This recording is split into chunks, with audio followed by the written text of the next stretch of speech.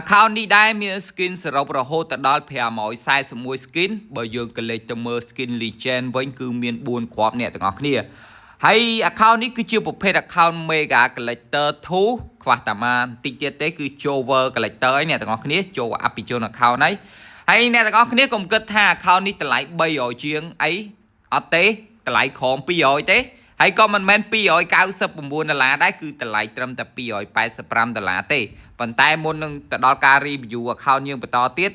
admin ចង់ប្រាប់តំណឹងល្អឲ្យគ្នាយើងដឹងមួយគឺខាង website របស់ admin គឺមានការបញ្ចុះតម្លៃទៅលើ game free fire ខ្លាំងមែនទែនគ្នាយើងបញ្ចុះម៉ែឲ្យ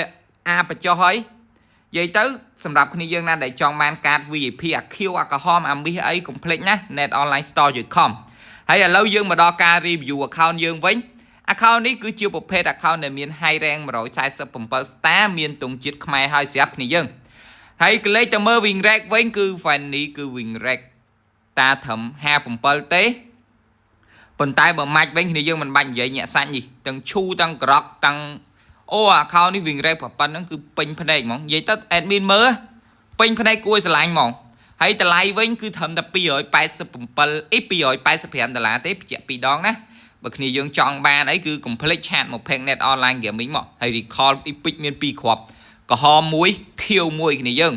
ហើយបើសិនជាគ្នាយើងអត់ឆ្លាញ់ account នឹងទេចាំមើល admin post review account ក្រោយៗទៀតក៏បានដែរនិយាយទៅគឺអត់ខ្វះ account លក់ឲ្យគ្នាយើងទេនិយាយតាមម្យ៉ាងគឺខ្វះតាអ្នកទិញអត់ខ្លាចខ្វះ account ទេរាល់ថ្ងៃគឺខ្លាចខ្វះតាអ្នកទិញ account ទេហើយគ្នាយើងមកមើល skin legend វិញគឺមាន4គ្រាប់ដូចជា Saber, Pranko, Kusin, Granger គ្នាយើងមកមើល skin ពពួក event វិញគឺមាន Fanny Anime បន្ទាប់មកការ Kura, Chukeo skin event ក៏សិតតែ event ស្អាតដែរគ្នាយើងនេះស្អាតមែនតើឥឡូវយើងក៏លេចមកមើល skin collector វិញមើលតា collector គឺមានអីគេខ្លះដូចជា collector Nathan នេះគឺ free ទេ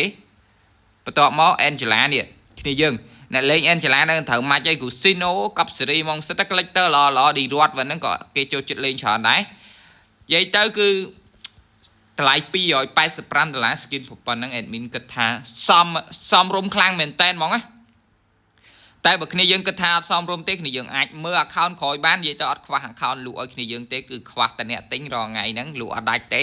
ទាំងពេជ្រទាំង game អីហ្នឹងលក់អត់ដាច់ទេអញ្ចឹងគ្នាយើងសង្ឃឹមថាគ្នាយើង support gaming store របស់ admin ម្នាក់មួយមកជួយទិញពេជ្រជួយទិញ account ជួយអីច្រើនមកគ្នាយើងអើយហើយ account នេះក៏មានកន្លែងបើក legend 102 star ដែរ